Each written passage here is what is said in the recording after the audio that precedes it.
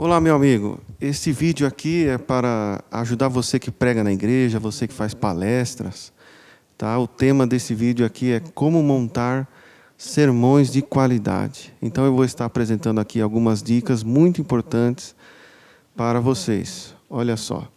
Temos pelo menos 3 fases para se montar um sermão, que é a preparação, o desenvolvimento e a conclusão.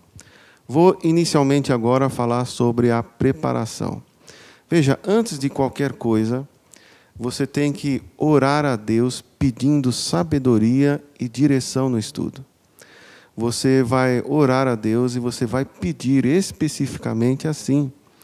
Você vai pedir que o Espírito Santo ilumine a sua mente para que você descubra e veja com clareza os pontos mais relevantes em que a igreja não pode deixar de saber, não pode deixar de aprender. E você tem que fazer isso com espírito de humildade, igual fez Salomão. Salomão chegou para Deus e disse assim: olha, eu não me sinto plenamente capaz de realizar essa obra tão importante. O Senhor, que é a fonte da sabedoria, por favor, o Senhor me abençoe. O Senhor derrame sobre mim o Espírito Santo e me traga sabedoria para realizar essa obra. E eu tenho certeza que se você fizer essa oração, Deus vai responder. Veja, você vai fazer a sua oração. Na preparação, não procure se preparar horas antes de se pregar. Nosso Deus merece o melhor. Nosso preparo deve começar, no mínimo, 1 mês antes. Olha só comigo. Tem muitas pessoas que eu vejo cometendo um grande equívoco. Ela é chamada para pregar na igreja na quarta-feira e ela começa a se preparar para aquele sermão na segunda-feira da mesma semana. Notem, está errado.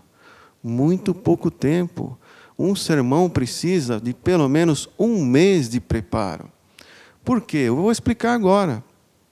Veja, a pressa é a inimiga da perfeição, né? O que acontece? Que muitas vezes você vai montar o sermão hoje e vai finalizar ele hoje. E o que acontece é que 3 semanas depois, pode ser que você olhe para trás e diga assim: puxa vida, eu esqueci de colocar no meu sermão um ponto totalmente irrelevante. Pode ser, amigo, que depois de finalizado o sermão, daqui 3 semanas, você olhe para trás e pense assim: puxa vida, não era bem assim como eu estava pensando que eu escrevi naquele sermão lá. E aí, amigo, se você já pregou na igreja, como que vai fazer para corrigir agora? Já foi, não é mesmo? Por isso que sermão ele precisa quê? De calma, paciência e de tempo. Você tem que deixar o seu sermão cozinhando no forno pelo menos 1 mês. 1 mês é um período de intensas revisões. Todos os dias você dá uma passadinha lá, dá uma revisada e vê se é isso mesmo, tá? Se não tem nada para ser acrescentado ou modificado. Então tem que ter calma. Veja, escolha o tema e dê preferências a temas de maior necessidade de cada igreja. Olha aqui comigo. Tem igrejas que têm necessidade de ouvir mais sobre o tema A. Tem igrejas que têm maior necessidade de ouvir sobre o tema B. É interessante você pesquisar o terreno que você vai pregar. De repente, se a igreja tem mais urgência e necessidade de ouvir sobre determinado tema, se você pregar sobre aquele tema que eles querem, que eles precisam ouvir, melhor dizendo, você tem maior chance das pessoas prestarem mais atenção no que você está pregando, de você chamar mais a atenção das pessoas e ter uma assimilação melhor da palavra de Deus. Então, estude primeiro o terreno antes de você ir lá pregar. Olha, verifique se o tema escolhido é favorável na hora de buscar as fontes de estudo. O que tem se errado muito por aí é que a pessoa, de repente, escolhe um tema que não ajuda na hora do desenvolvimento. É um tema que, de repente, ninguém pregou sobre ele, ninguém escreveu sobre aquilo, nem mesmo a Bíblia fala muito sobre aquele determinado tema. Deus tem pontos que ele não revela completamente como é, e a pessoa quer pregar sobre aquele assunto lá. Notem, com certeza não vai sair grande coisa, né? Então, você tem que escolher temas, mas antes, pesquise o terreno. É igual uma casa. Quando você vai comprar uma casa, você não paga e vai embora. Primeiro você faz o quê? Você vai analisar a vizinhança, o valor daquela localidade, daquele valor venal daquele imóvel, naquele local. Você vai examinar por dentro, por fora daquele imóvel, o que você pode fazer. A mesma coisa é um sermão. Você tem que verificar antes se é favorável na hora de você desenvolver ele. Se não tem muitas fontes de estudo, você vai ficar prejudicado na hora de desenvolvê-lo, tá bom? Veja, ao escolher o tema, não fuja dele durante o seu desenvolvimento. Veja, o que acontece, muitas pessoas errando por aí, é que elas começam anunciando um tema na hora de pregar, e durante o seu desenvolvimento derrapa para falar sobre outras coisas que não tem nada a ver com o tema que ele se propôs a falar. Começa falando sobre uma coisa, na metade fala sobre outra, e no final fala outra completamente nada a ver do que o assunto proposto. Então, veja, imagine para você aqui, olha, um carro, né? Um carro passeando aqui nessa rodovia aqui. Se ele avançar para a pista contrária, o que vai acontecer? Vai vir um outro carro e vai bater nele. Então, o meu conselho é, não avance para outras faixas. Se você propôs falar sobre um tema, mantenha coerência e pregue sobre aquele tema. Se as pessoas que estão te ouvindo perceberem que a cada hora você fala uma coisa diferente, você vai perder a credibilidade. As pessoas vão perceber que você está perdido, você vai começar a perder a atenção das pessoas. Então, seja coerente. Pregue exatamente ao tema que você propôs e escolheu. Desenvolvimento é o avançar de uma etapa a outra, de um pensamento a outro. Há pessoas que não avançam no desenvolvimento do sermão e o tornam monótono e cansativo. Notem, imagine, por exemplo, um livro. Um livro tem um tema, aquele livro lá. Então, todo livro vai falar sobre aquele tema escolhido inicialmente. Mas, se você olhar dentro do livro, ele tem o quê? Diversos capítulos. O que é aqueles capítulos? São o desenvolvimento daquele tema. Então, capítulo 1, capítulo 2, capítulo 3, assim deve ser o seu sermão. Então, você escolheu um texto bíblico, terminou, esgotou tudo que tinha que se falar sobre aquele texto bíblico, já tem que passar para o próximo texto bíblico. E aí, assim vai fazendo desenvolvimento. E às vezes acontece da pessoa escolhe um texto e não consegue desenvolver, não passa para frente. Empaca ali, e aí o que acontece? As pessoas começam a ficar o quê? Cansadas.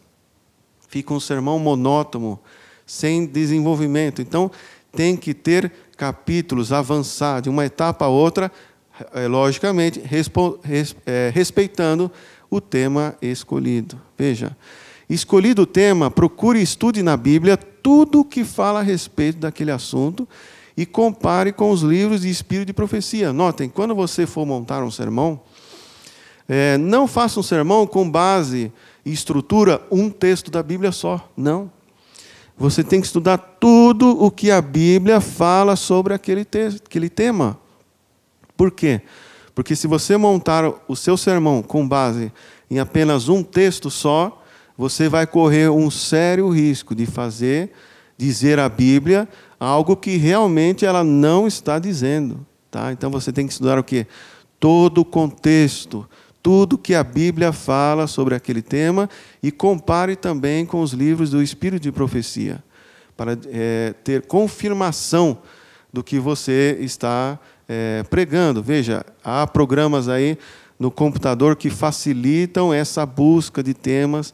O Google também, dentro dos sites mais qualificados, tá? Você pode fazer essa busca com maior velocidade, mas tem que estudar todo o contexto, para você não correr um risco, tá? De amanhã ou depois você estar pregando, alguém levantar a mão e corrigir você publicamente, porque isso seria realmente uma coisa vergonhosa, não é mesmo? Então, pregar é coisa séria, não pode ter preguiça, tem que realmente estudar. E assim, se para você desenvolver o tema for necessário horas, dias, meses, que demore tudo isso, mas que você traga algo de qualidade, tá bom?